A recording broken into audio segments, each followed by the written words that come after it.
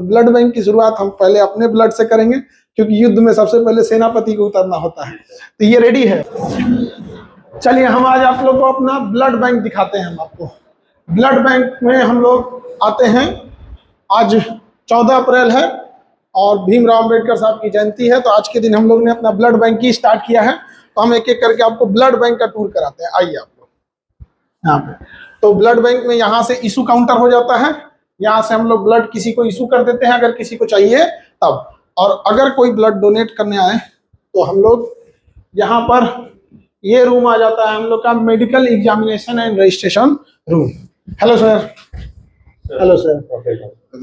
तो यहाँ पर हम लोग जो भी डोनेट करने आएगा सर, यहाँ पे उनका सबसे पहले सर हम लोग यहाँ पे रजिस्ट्रेशन करते हैं सर, और उसके बाद बीपी वगैरह नाप लेते हैं, मेडिकल एग्जामिनेशन थॉरोली करते हैं सर। हाँ। क्या वो देने ब्लड डोनेट करने लायक है कि नहीं। अच्छा अच्छा। उसके बाद ही हम लोग सर आगे प्रोसीड करते हैं। तो यहाँ जब फिर पता चल जाएगा कि ब्लड डोनेट करने लायक फिट है एकदम, बीपी ठीक है, हीमोग्लोबिन ठीक है, सब चीज, तभी आगे प्रोसीड करें।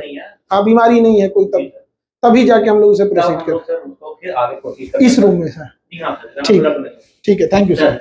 तो अब हम लोग इस रूम में आ जाएंगे डोनेट करने के लिए। यहाँ ब्लड डोनेशन रूम, रक्तदान कक्ष यहाँ पर। हेलो सर, नमस्ते। नमस्ते सर। तो ये एरिया जो है इसमें हम लोग ब्लड को डोनेट करेंगे यहाँ पे। तो यहाँ पे ब्लड डोनेट, अच्छा ये वो जो ब्लड डोनेट करेंगे तो उनके लिए होता है, जो बॉल को। अच्छा यहाँ पे, और इसमें अभी ये वाला रेडी है। ये आपके लिए। अच्छा ये रेडी है यहाँ पर। तो इसमें आज हम शुरुआत करेंगे। हम आज क्योंकि ब्लड बैंक आज 14 अप्रैल है, अंबेडकर साहब की जयंती है। हाँ यस सर। ये वाला बैग रेडी है। तो हम थोड़ा सा टूर करके आते हैं अपने ब्लड बैंक का, फिर हम आके यहाँ डोनेट करते हैं। इधर चलते हैं। अगर ब्लड डोनेट करने के बाद हम लोग यहाँ पे कुछ खाना पीना खाना हुआ, रिफ्रेशमेंट करना हुआ, तो इसमें क्योंकि ब्लड डोनेशन के बाद थोड़ा सा किसी को भी अगर भूख लग, थोड़ा सा एनर्जी के लिए जूस हो गया, कुछ मीठा चीज हो गया, कुछ फ्रूट्स हो गए, तो यहाँ दिए जाते हैं उन लोगों को इस एरिया में। और इसके इधर देखते हैं हम लोग, तो ये हो गया काउंसलिंग रूम हो गया। तो काउंसलिंग रूम, हेलो मैम। तो काउंसलिंग रूम में होता क्या है कि अगर किसी के ब्लड में कोई बीमारी है तो यहाँ आके उसे बता दिया जाता है, और अगर कोई हिचकिचा रहा है देने से ब्लड, तो उसे काउंसलिंग करके उसे थोड़ा सा हिम्मत बढ़ा दिया जाता है। Thank you. तो ये हो गया यहाँ पे। और ये रूम है हम लोग का एफरेसिस रूम। एफरेसिस रूम यहाँ पर, इसमें क्या होता है एफरेसिस रूम में, तो ये बेसिकली प्लेटलेट के लिए होता है यहाँ पर। तो अगर किसी को डेंगू हो गया या फिर उसका प्लेटलेट एकदम डाउन हो गया है, 15,000 आ गया, तो मरने के कगार पे पहुंच जाएगा। तो ये किसी दूसरे मरीज, अस्वस्थ इंसान से ब्लड ना लेके केवल प्लेटलेट निकालते हैं।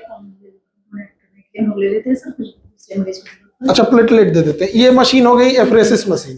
तो यहाँ लेटने के बाद ब्लड लेंगे और ब्लड में से केवल प्लेटलेट निकल, और बाकी ब्लड वापस चढ़ा देते हैं मरीज को वापस। मतलब जो मरीज नहीं, जो ठीक ठाक आदमी है, तो उसको ज्यादा कुछ तो फील नहीं होता होगा, थोड़ा प्लेटलेट निकलता। और होल ब्लड से तुलना में उसके लिए जो डोनर है उसके लिए ज्यादा ठीक है, ज्यादा ठीक है। अच्छा, अब हम लोग यहाँ से ब्लड लेने के बाद कहाँ जाते हैं लोग।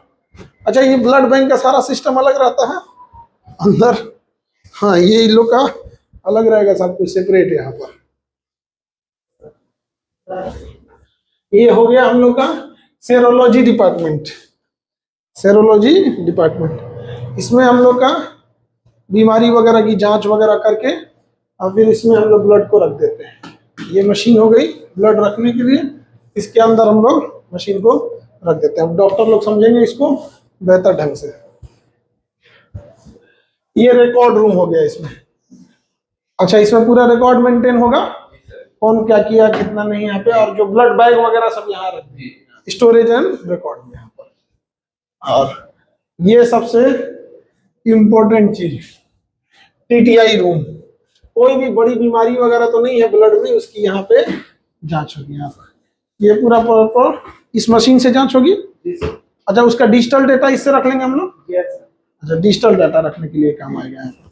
और बाकी इसे मैनुअल के भी काम करेगा, डिजिटल भी काम कर देगा। ठीक है। अब ये रूम है स्टोरेज एंड कंपोनेंट प्रिपरेशन। यहाँ पे एक ब्लड से हम लोग क्या क्या दूसरी चीजें बना सकते हैं। तो इसमें डबल गेट रखना होता है ताकि कोई ना जा सके यहाँ पर। तो तो अभी हम लोग, क्योंकि अब ये स्टार्टिंग अब होने जा रहा है, तो शायद अब इसके बाद आना मुश्किल हो या अभी बड़ा प्रोटोकॉल फॉलो करना पड़े। तो सबसे पहले हम लोग फर्स्ट गेट को खोलते हैं, और फर्स्ट गेट खोलने के बाद उसके बाद हम लोग को यहाँ सेकेंड गेट खोलना होता है। अब तब हम लोग इसके अंदर आते हैं, और अंदर आने के बाद इसके अंदर फिर पूरी चीज़ें प्रिपरेशन की जाती हैं। यहाँ पर अलग अलग चीज़ें तैयार होंगी। यहाँ पर इसमें अब अलग अलग, किसी को कोई ब्लड का कंपोनेंट चाहिए, किसी को क्रायोप्रेसिपिटेट चाहिए। जैसे किसी को गन शॉट हो गया, गोली लग गई, तो उसका ब्लड ज़्यादा ही जाने लगता है, तो उसे नॉर्मल ना चढ़ा के उसे क्रायोप्रेसिपिटेट भी कई टाइप के ब्लड होते हैं, और जैसा डॉक्टर उनको प्रिस्क्राइब करेंगे उसी हिसाब से ब्लड दिया जाता है। यहाँ कहीं ऑटो सीलर होंगे, इसके अंदर सब ब्लड्स होंगे, इसके अंदर भी होंगे। टेम्परेचर अलग अलग हो सकता है। अब इसका टेम्परेचर अगर हम देखेंगे तो -80 डिग्री होगा इसके अंदर। इंसान का क्या हाल होगा -80 डिग्री पे? इसका टेम्परेचर है -40 डिग्री सेल्सियस, -40 डिग्री सेल्सियस। और ये हो गया आपका अलग टाइप का, ये सब में ब्लड्स रखे रहेंगे, और ब्लड के लिए जो यूज के लिए जो रीएजेंट्स होंगे वो सब इसमें होंगे। यहाँ पे रीएजेंट। अच्छा, ये मूवमेंट कर रहा है भाई? प्लेटलेट एजिटेटर है सर, प्लेटलेट खराब ना हो इसलिए। अच्छा, प्लेटलेट रखता है तो उसे मूव कराना होता है, और अगर मूव नहीं करेंगे तो प्लेटलेट खराब हो जाएगा। एक्टिव रहने के लिए जैसे प्लेटलेट को। अच्छा, प्लेटलेट का लाइफ कितने दिन है? 7 दिन, 7 डे है सर। अच्छा, बहुत सबसे कम लाइफ उसी का रहता है प्लेटलेट का। अब डेंगू का टाइम आएगा तो सबसे ज्यादा इसी का डिमांड आ जाता है यहाँ पर। तो अब हम लोग इधर चलते हैं अपने ब्लड बैंक से। ये टीटीआई रूम हो गया, ये सेरोलॉजी डिपार्टमेंट। यहाँ से इशू काउंटर हो जाएगा, यहाँ से किसी को जब फाइनल इशू होगा तो यहाँ से इशू काउंटर हो जाएगा यहाँ पे। हाँ, यहाँ और इस एरिया में अब हम लोग चल के ब्लड को अब अपना डोनेट करते हैं। ये रिफ्रेशमेंट रूम हो गया यहाँ पे।